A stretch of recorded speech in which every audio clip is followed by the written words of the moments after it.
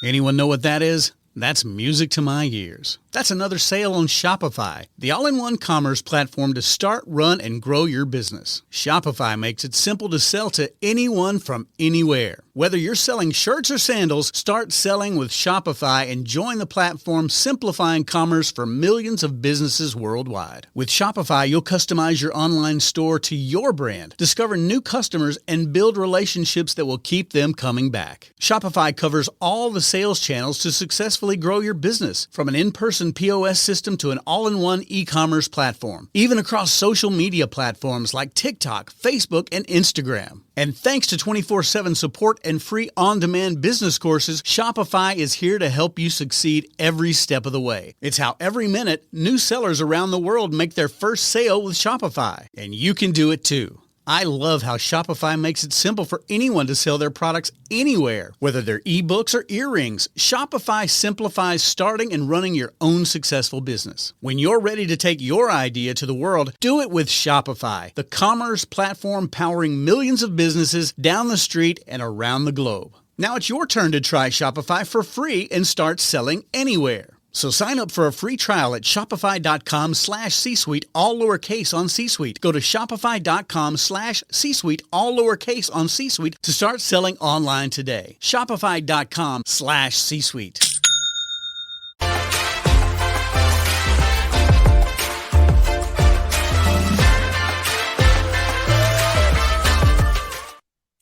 Hello and welcome to this episode of Authentic Achievement, where it's my absolute privilege and delight to be joined by an old friend and old colleague, the fabulous Jayne Archbold. Jayne, welcome first, and then I'll do a proper introduction. It's so lovely to see you.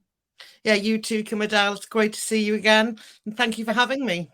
Oh, a pleasure. You've got such an insightful story, but let me start by telling the people who aren't as privileged as me to know you a little bit about who you are and your journey, and then we'll get into chatting to you. So Jayne Archbold is the managing partner and chief executive of Iptor, a global ERP provider focused on distribution-centric businesses. Jayne joined the company in 2016 after an 18-year career at Sage Group, the UK's largest software group, which provides ERP solutions for small businesses to enterprise businesses. Jayne's a seasoned executive with a record of driving product innovation, operational transformation, integration of acquisition, and delivering business growth.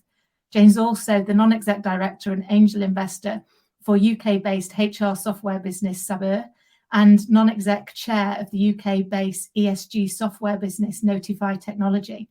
And I know from having worked with you that you are also one of the most amazing, authentic leaders that I've ever had the privilege to know and work alongside. So I am thrilled to have you here today. Thank you. Wow, I feel very humbled. Thank you. Oh, please don't. You epitomise me that you walk your talk. So you were always, no matter what the challenges, and yeah, I was with you at Sage for a small period of your 18 years. I only did the 3. But it was an amazing organisation, but it came with its challenges, didn't it? It had its very big highs, its very big lows, and your ability to remain who you were throughout all of those and to remain focused on the people you were leading and making sure that they'd got what they needed was an inspiration to see and something that I have long admired and wanted to share. Thank you. Pleasure. So how about you tell me and our viewers a little bit about your journey so far? Okay, well, you've done the sort of big corporate hype. Let me probably give the reality, so a bit of background about me as a person. So I started my life up in the northeast of England with a very working class background, very close-knit family. My parents, with my grandparents, so I was quite grounded from being very young. But initially, I was the only child until I was 15. So a lot of it special attention. And I think the key thing for me is my mum believed that I could do anything. So she thought I could be the best dancer, and I was actually terrible, but we practiced a lot. And she just gave me the inspiration to kind of go on and be the best that I could. And I think that's a core value that sort of stems through everything that I do and believe in. And then when I was 15, my parents got divorced prior to that. My mum remarried, and then I had a sibling, so a stepbrother. same mother, and he's now a professional footballer. And it's quite interesting when we sit together around the dinner table with both mum. It's not so often now because we're all traveling everywhere, but he, he's never been the best footballer in the world, but he did play Premiership in the UK. He also had the privilege of playing in the US and then in Australia. And I think the common things when I talk to him are, again, it comes back to my mum and having that support and the belief, and also feedback regularly when we weren't doing things right. So that kind of stemmed from an early age. And I think that's probably important to share, which is a key part of who I am. I then went through a bit of a wild stage as a teenager. So I was doing my O-levels here in the UK at high school, and then was due to go on to do my A-levels and go to university. And then, unbeknown to my parents, decided actually I didn't want to do that anymore. And I went off and got myself a job as quite a junior person in the insurance sector. And they were mortified because they wanted me to pursue higher education.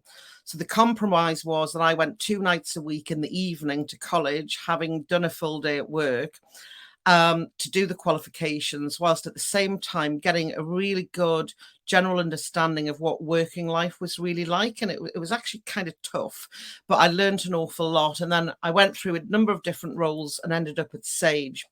But I guess the key thing, so from working my way through the ranks at Sage, I came in as a sales manager responsible for training, recruiting people, and then progressed into general management, managing director. And then my last position at Sage was CEO of Europe. But throughout all of that, I think being involved and putting myself out there, wanting to learn, being adaptable, and just experiencing new things was a key part of my journey. But I think the key thing for me is it's about being authentic and being myself. And when I look back, the times when I've been most miserable, and there were some periods in my time when I was trying to be somebody else, and that just didn't really work. It's so true, isn't it? Because I spent a lot of years in corporate life desperately trying to fit in and trying to be the corporate being that I expected everybody to be. When you know me, I'm like a hyperactive puppy dog most of the time. It doesn't really fit with the mold. And it wasn't until actually it was at Sage where I decided I needed to just be able to be me. And if it worked, it worked. And if it didn't work, then it wasn't a good fit. But people like you walking that talk helps people like me to have the courage to go, maybe it's okay to be me. Maybe it's okay to just be who I am, and therefore put my focus in what I need to do and what I need to learn instead of what I need to pretend to be, because it took up too much of my brain power. I didn't have enough spare for what I needed to learn. But what I love in your journey is the belief that your mum gave you, and that somehow we can borrow belief, can't we? When people give it to us and constantly give us that feedback, we can borrow their belief while we find our own. Is that something that you found you've been able to do for others when you're helping them to really realize their potential? Yeah, and it's fascinating for me. So I come across, different people from different nationalities, different cultural backgrounds. And a key thing that I find, I see huge potential in people, and very often they lack confidence. And that confidence then comes down to the fact that they actually just don't have that belief. So supporting people through that, and how I tend to do that, I mean, it's not a one size fits all, but generally is, understanding the person, not just from a business relationship perspective, but what is that person really about? What makes them tick? What are their inner demons that are going on for them that might be holding them back? And that's actually really, really important. And then working with them on an individual basis to, get clarity on what we're trying to achieve, what support they might need, but then giving people the freedom to come up with their ideas and get on and do things for themselves, and not being frightened to make a mistake. And that's really how we learn. And I think if you go back to being a child, you fall off your bike, but you get up and you learn and you have another go. And in business, it's very much about that. For me, the worst environments that I've been in myself personally, and I've seen happen to other people, is where they're just fearful of making a mistake, and therefore they never ever will realize their true potential or their true happiness because they're holding back. So unlocking that is what I see as the CEO today. I'm looking across the business. One of the things I'm looking at right now, we're going through a huge growth phase. I want to see who within our business maybe haven't spotted because we've not been together during COVID, but is a talent there that we're not necessarily seeing, hearing, or listening to, that we can unlock and really get people out of those limiting beliefs. I love that. It's so true, isn't it? You know, I realize I've learned more about leadership since becoming a mum than I ever knew in the 20 years before, because, you know, if we had to learn how to walk or talk or run or skip, we'd be mortified today, wouldn't we? And yet at our most vulnerable, we did it. But it's because we want to fit in. We're not afraid to fall. I mean, the amount of times they fall and get back up, and you're like, really? But we all believe that they can do it, don't we? It's that, come on, Absolutely. you've got it. It's in you. And I think as leaders, that's one of the great superpowers, when people are willing to go and look for that in somebody and then lend them their belief. And I love that you do that over all of those different nationalities and cultures, because that will come out in very different ways. I imagine you must have to get very adept at really listening to understand rather than listening to interject. Absolutely. And that is the key thing. And it's really listening. And given COVID, I mean, business didn't just stop. So trying to do that in a virtual environment, I have to say, was much more challenging for me, because, you know, usually you can find the right environment that works for somebody, whether it be going for a walk or taking somebody for a coffee or just having a lunch, to then having to do that in a virtual environment. But now, so that was a big learning for me, to learn and adapt, as many of us have done. But it is really about listening to other people and knowing how you can then tune into those things that they maybe are not necessarily saying. The other key thing for me, and which is challenging for a number of cultures that I work with, is encouraging people to share their feelings. And that for me, if even just recently, I had the luxury of getting my direct reports together about a month ago for the first time in 2 years. And during that time, we had some new hires, so people had never worked together. And I was leading from the front, sharing things that were quite personal for me, and sharing how I felt about certain situations. And the purpose of that was to get other people to open up. And it was challenging for some, others who never thought they'd do that. But once you can do that and break down those barriers, even 4 weeks on, the team are much more open and the relationships are starting to work so much better. So, but again, that's all about two things there: leading by example, but really, really listening and seeking to understand. I love that. And what an amazing culture to be building, because when you build that level of trust amongst people and sharing that vulnerability, they'll walk through walls for each other, won't they? Because they've got they've got that drive. So what would you say has been your proudest moment so far? My proudest moment, and I really thought about this, and it actually goes back a long time, and it's back to my Sage days, and it's back to 2008. And I dug it out from the shelf. I have this little trophy here. And this was, I wasn't a CEO at the time. I was actually sales leader of the small business division in the Sage UK. And this was a national event, and I won Sales Leader of the Year in 2008. And for me, that was amazing. But it wasn't about me. It was about the team, because I couldn't have done that without the team. And the reason that I won is I had a fantastic team around me. That team, we had very clear clarity around what our shared goals were. We worked as a team. We shared our feelings. We listened. We innovated. We did things actually going back to 2008 that many businesses are not even doing now, which was, segmenting our customer base, profiling customers, profiling our people, and trying to match up relationships. That's only one little part of it. But it was about breaking new boundaries. And as a consequence, we delivered results in the medium and the long term.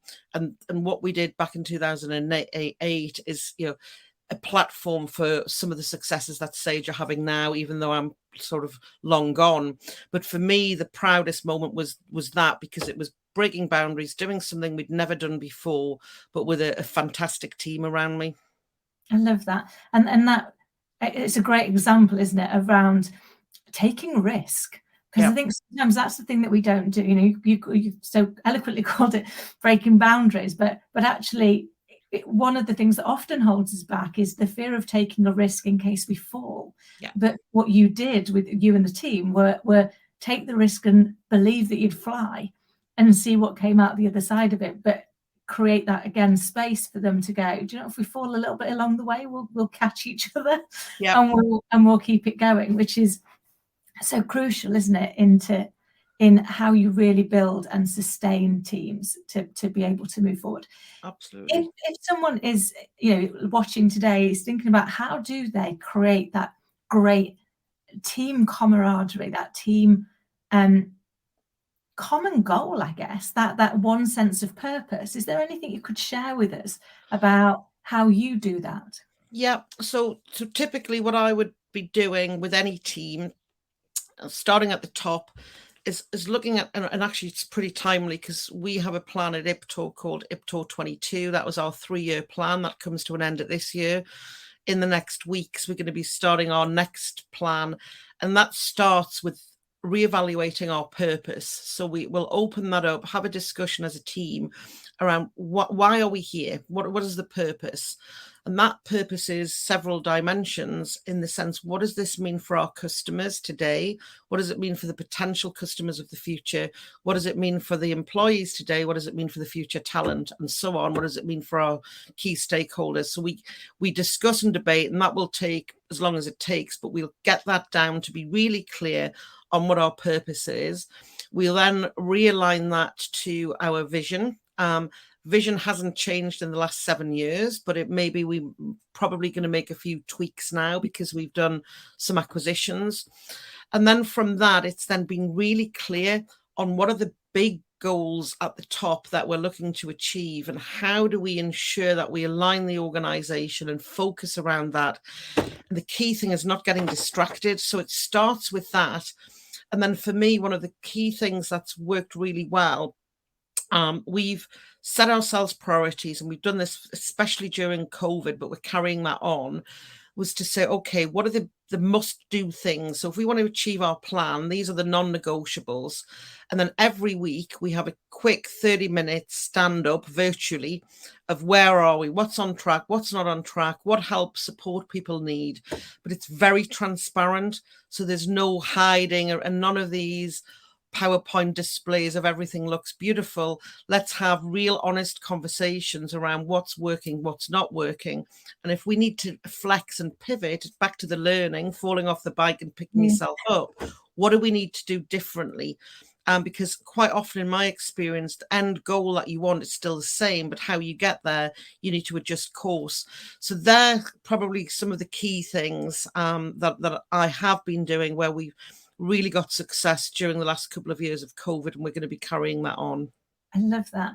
I often use the analogy that, you know, as a leader, it's my role to say we're going to Edinburgh, but how we get there may change along the way. we may start off on the train, and then there might be leaves on it, and we have to find an alternate. But as long as we keep talking, to your point, the goal itself won't change necessarily, but your way of achieving it will. But creating that open dialogue, and I love that constant check-in with what do you need to thrive? Have you got the support that you want? Really, it's got to be empowering to your people for them to feel confident that they can come to you when they feel that they need something else as well. Exactly. I mean, it's uncomfortable sometimes for people if they don't have some people like to know exactly how they're going to get from A to B to your Edinburgh trip. Others are okay accepting there's going to be leaves and storms and some of the track might come off. But actually, it's getting the right mix of teams and sub-teams working together so that you can help where people do like more structure and more clarity, and it's step by step quite, as we know, life's not like that, but how you can come together and work as a team to get through it. This is not about individuals. This for me is about teams pulling together with their strengths and really focusing on that end goal and getting there together. And I'm not that worried about how we get there and how many mistakes, as long as, you know, we're sticking to our core values, which of course is super important. I love that. So there's been so much that you've already done, but what would you say has been one of your biggest lessons?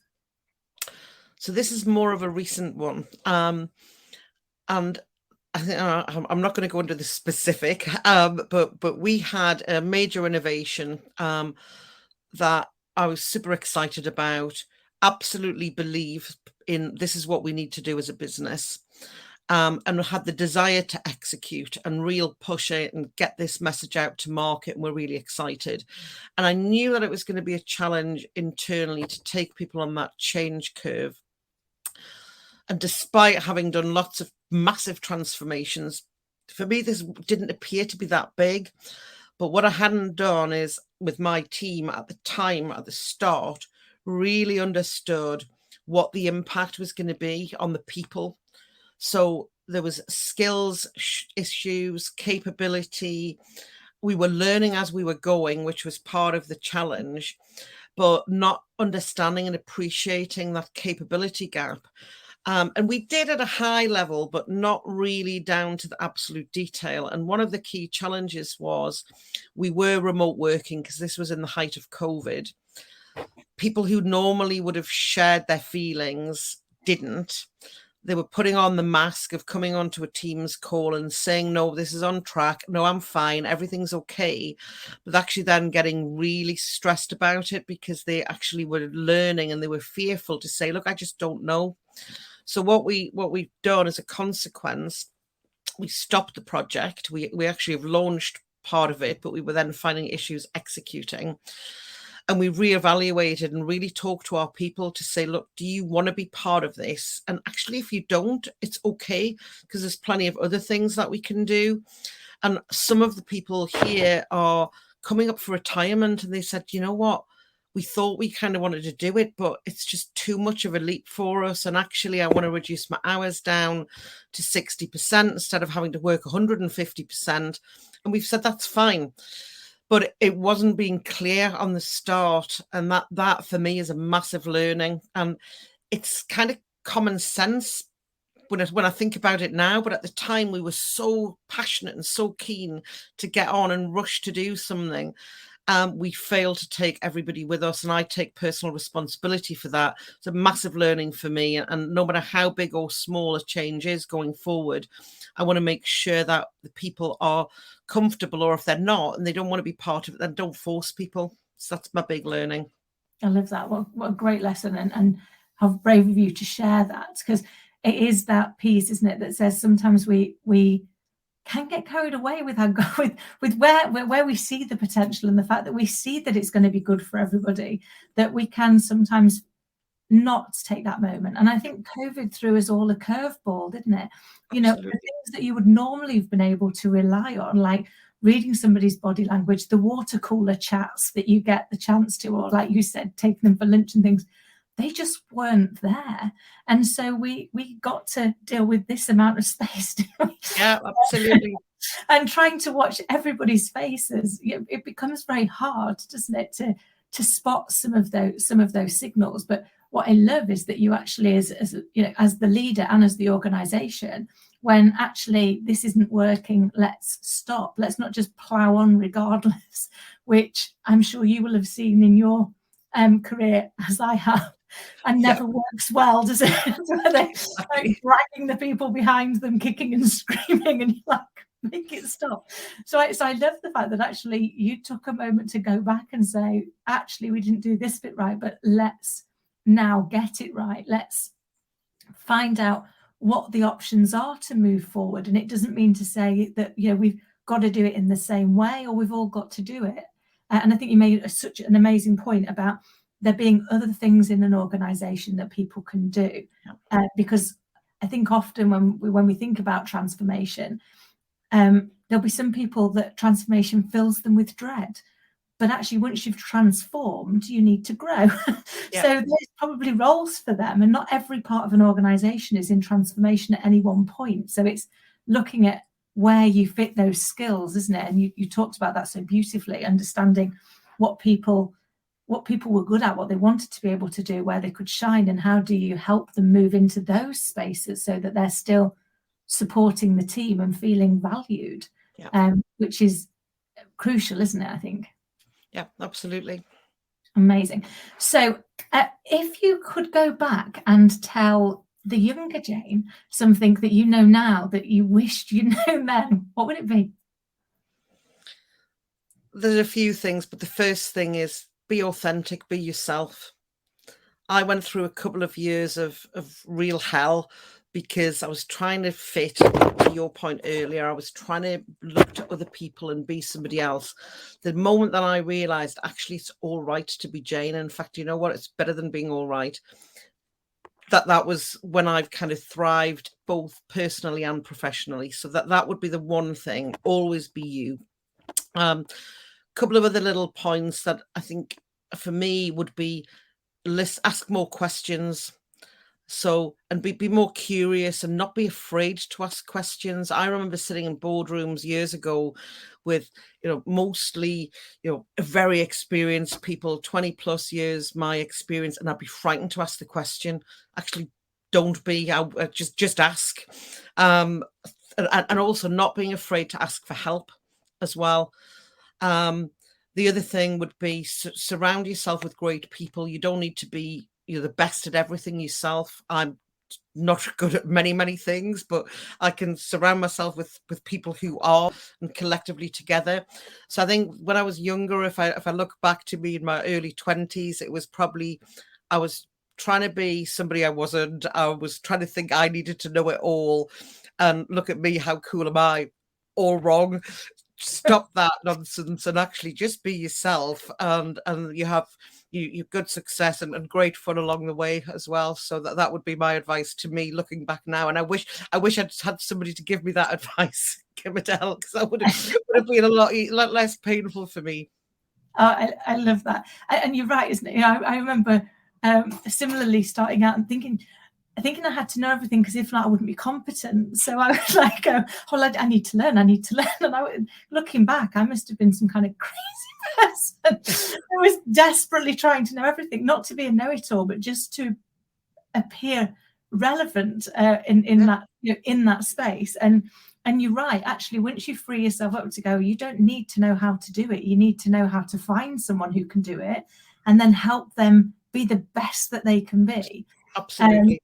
And once you get to that space, and I think, I read something the other day, over the weekend actually, which kind of really resonated. I knew I was going to be chatting to you, and they said, actually, unless you're adding value as a leader, you're just an expense. So unless you're thinking, how do I add value? And I see you do this, and you've shared so eloquently today how you do that, how you look to add value to the teams, not by saying I know all the answers, not by saying, look here, this is the way it's done, but by saying, here's where we're going. Talk to me about what you need to get there. Let me understand how I can help you be the best that you can be. That's how you're really able to unlock that potential, isn't it? And be value, not just a cost. Yeah, absolutely. I couldn't agree more. So what next for Jayne? What next for me? I'm going to be continuing on with my journey with Iptor, taking us to the next level. So we've just done a couple of acquisitions, so really excited about that. And we're going to leave one standalone, the other we're going to integrate, but it's continuing on that growth path. So I'm excited about that. And then my journey as non-exec chair with Notify gets me back to my hometown in Newcastle, which is great for me. But that's a really fast growing business in a great space, in the ESG space, but it's also enabling me to learn new skills. And it's quite unusual for people to be a chair and be a CEO of a different business. Usually people go into non-exec chair work while they've given up their CEO job. So I have to switch hats, but I'm interestingly, it's helping me learn. So I don't know all the answers. I can't be the expert. I'm not there to be the expert. I'm there to sort of ask questions, steer them in the direction, and give them the benefit of my experience. So that's probably getting me ready for the later time in my life, but who knows what's next. And there could be other acquisitions coming our way with Iptor. So yeah, just going to wait and see really, but sticking to the plan to accelerate the growth and have fun along the way. Fantastic. Well, I hope you'll come back and share with us how it's going, and let us know, and share more of your advice. It's been so great. And if people want to get in touch with you, how do they do that? So they can get in touch with me on Twitter. They can get in touch with me on LinkedIn or on email. I'm assuming we can share the details afterwards. Also on Facebook. So it's very simple. If you look for Jayne Archbold, there's not so many of them. It's Jayne with a Y. You will find me on social media. So get on the socials, or Jayne Archbold at iptor.com. Fantastic, Jayne. It's been an absolute delight. For everybody watching, we will make sure that all of Jayne's contact details are in the show notes below. Jayne, it's been a joy. Thank you so much for coming along and sharing your amazing journey. And I look forward to chatting again really soon. Fantastic. Thank you very much. Okay. Thanks. This podcast is a part of the C-Suite Radio Network. For more top business podcasts, visit c-suiteradio.com.